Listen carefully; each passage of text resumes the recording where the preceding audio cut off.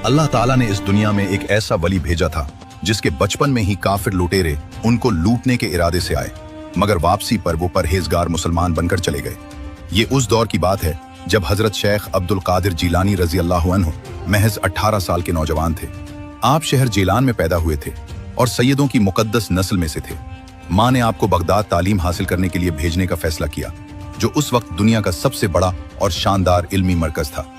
रवानगी से पहले माँ ने 40 सोने की अशरफियां आपके कपड़ों में एहतियात से सीधी और गहरी नजरों से देखते हुए आखिरी नसीहत फरमाई, बेटा कभी झूठ मत बोलना, अल्लाह और माँ का वादा हरगिज मत तोड़ना। सफर का रास्ता खौफनाक जंगलों और बुलंदोबाला पहाड़ों से गुजरता था। अचानक एक बड़ा और खूंखार डाकुओं का गिरोह रास्ते में सामने आ गया। वो बेरहमी से मुसाफिरों को लूट रहे थे।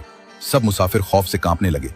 जब हजरत अब्दुल कादिर की बारी आई तो डाकुओं के सरदार ने धमकी भरे और खतरनाक लहजे में पूछा, तेरे पास कुछ कीमती माल है? आप हैरत अंगेज तौर पर सुकून से खड़े रहे और बेखौफी से बोले, जी हाँ, 40 सोने की अशरफियां मेरे पास हैं। डाकू जोर से कहकहा लगाकर हंस पड़े, ये पागल लड़का जरूर झूठ बोल रहा है। सरदार ने गुस्से में आकर फौरन कपड़े तलाश करवाए तो वाकई सिलाई हुई अशरफियां निकल आईं। तमाम डाकू हैरान रह गए। सरदार ने गहरी उलझन में पूछा, तूने सच क्यों बोला?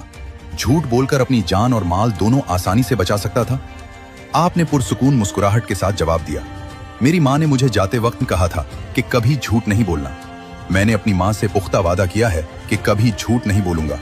मैं अल्लाह और अपनी माँ का वादा हरगिज नहीं तोड़ सकता। ये दिल को छू लेने वाली बात सुनकर डाकुओं का सख्त दिल सरदार रो पड़ा। उसने अपनी तलवार जमीन पर फेंक दी और कांपती आवाज में बोला, तू अपनी माँ का वादा नहीं तोड़ता और हम बरसों से अल्लाह का वादा तोड़ते चले आ रहे हैं। तमाम डाकू आपके पांव में गिर पड़े, दिल से तौबा की, अल्लाह पर ईमान लाए और परहेजगार मुसलमान बन गए। इस वीडियो को ध्यान से और आखिर तक जरूर सुनें।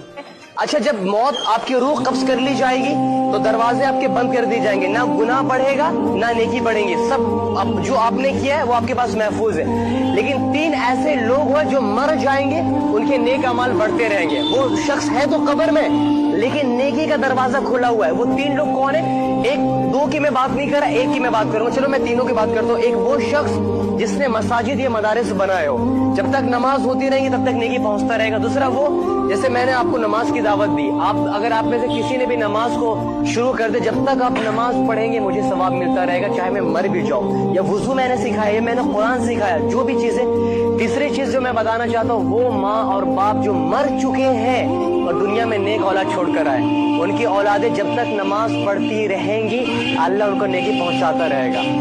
अब मुझे बताए, मुझे नहीं पता कि मेरे माँ बाप मरने के बाद जन्नती है या जहन्नमी।